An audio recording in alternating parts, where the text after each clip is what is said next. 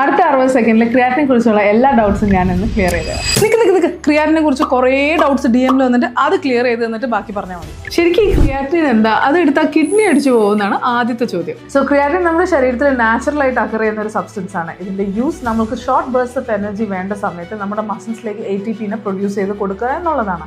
So it is available naturally in your liver, kidneys and sometimes from food like meat and fishes. പിന്നെ kidney അടിച്ചു പോകുന്നുള്ള ചോദ്യത്തിന് നമുക്ക് research വെച്ചിട്ടല്ലേ പറയാൻ പറ്റുള്ളൂ. സോ 25-ൽ റിലീസ് ചെയ്ത് ഏറ്റവും റീസെന്റ് ഡാറ്റ വെച്ചിട്ട് പോലും ക്രിയാറ്റിൻ യൂസ് ചെയ്തുകൊണ്ട് വേറെ അഡ്വേഴ്സ് എഫക്റ്റ് ഒന്നും ഇല്ല എന്നാണ് 14 ഇയർ ലോങ്ങിലുള്ള ഏറ്റവും വലിയ സ്റ്റഡിയിൽ പോലും പറഞ്ഞിട്ടുള്ളത്. അങ്ങനെയാണെങ്കിൽ ഇതൊക്കെ പിന്നെ എന്തിനാ പുറത്തുനിന്ന് സപ്ലിമെന്റ് ചെയ്യേണ്ട ആവശ്യം? അതേപോലെ ചോദിച്ചേക്കുന്നതാണ്, ഇത് പ്രീ വർക്കൗട്ടാണോ പോസ്റ്റ് വർക്കൗട്ടാണോ കഴിക്കേണ്ടത്?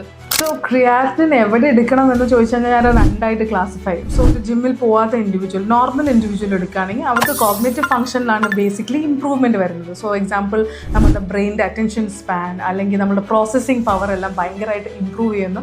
ലാർജ് സ്റ്റഡീസ് തന്നെ പ്രൂവ് ചെയ്തിട്ടുണ്ട്. വേറെ ഇൻഫർമേഷൻ ഇതിൽ സ്റ്റഡീസിൽ പറയുന്നത് എന്താണെന്ന് വെച്ചിട്ടുണ്ടെങ്കിൽ ട്രോമാറ്റിക് ബ്രെയിൻ ഇഞ്ചുറി ഒക്കെ നടന്ന ആൾക്കാർക്ക് ഡിസീനസ് അല്ലെങ്കിൽ ഹെഡേക്സ് പോലത്തെ പ്രശ്നങ്ങൾ ക്രിയാറ്റിൻ എടുക്കുന്ന പേഷ്യൻസിൽ കുറവായിട്ട് കണ്ടിട്ടുണ്ട്. അതിലൊരു സ്റ്റഡി മാത്രമേ ഉള്ളൂ.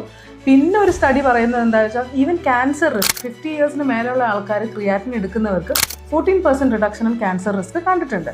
നൗ അത്ലറ്റിക് അല്ലെങ്കിൽ ബോഡി ബിൽഡിംഗ് പർപ്പസിന് ക്രിയാറ്റിൻ എടുക്കുന്ന ആൾക്കാർക്ക് ഗുണം വരുന്നതെന്ന് വെച്ചാൽ മസിൽ ഹൈപ്പർട്രോഫിയിലാണ്.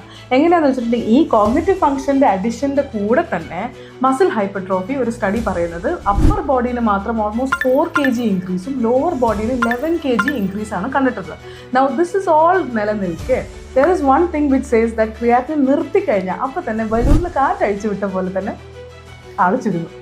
അഗൈൻ ക്രിയാറ്റിൻ എപ്പോൾ എടുക്കണമെന്ന് നമുക്ക് എവിഡൻസ് ബേസ്ഡ് ആയിട്ട് നോക്കാം. പ്രീ വർക്കൗട്ട് എടുത്താലും പോസ്റ്റ് വർക്കൗട്ട് എടുത്താലും ഓൾമോസ്റ്റ് സെയിം ആണ്. പക്ഷേ ഈറ്റിംഗ് വിത്ത് കാർബോഹൈഡ്രേറ്റ്സ് എന്ന് വെച്ചാൽ ഫുഡ് കഴിഞ്ഞതിന് ശേഷം കഴിക്കുമ്പോൾ ഇൻസുലിൻ ട്രാൻസ്പോർട്ട് ചെയ്യുന്നതിൻ്റെ കൂടെ തന്നെ ക്രിയാറ്റിനും ട്രാൻസ്പോർട്ട് ചെയ്യുന്ന വഴി you can have more energy എന്നാണ് പറയുന്നത്. So basically in short answer is post workout. ഇത് കൂടാതെ ലാസ്റ്റ്ലി അറിഞ്ഞിരിക്കേണ്ട കാര്യം എന്താണെന്ന് വെച്ചാൽ ക്രിയാറ്റിൻ ആണെങ്കിലും പ്രോട്ടീൻ പൗഡർ ആണെങ്കിലും ഇന്ത്യൻ മാർക്കറ്റ്സിൽ അവൈലബിൾ ആയിട്ടുള്ള 50% ഓഫ് ദ പ്രോഡക്ട്സും കണ്ടാമിനേറ്റഡ് ആവാനുള്ള ചാൻസ് വളരെ ഹൈ ആണ്. അതുകൊണ്ട് അതൊന്ന് ശ്രദ്ധിച്ച് വാങ്ങാൻ നോക്കുക.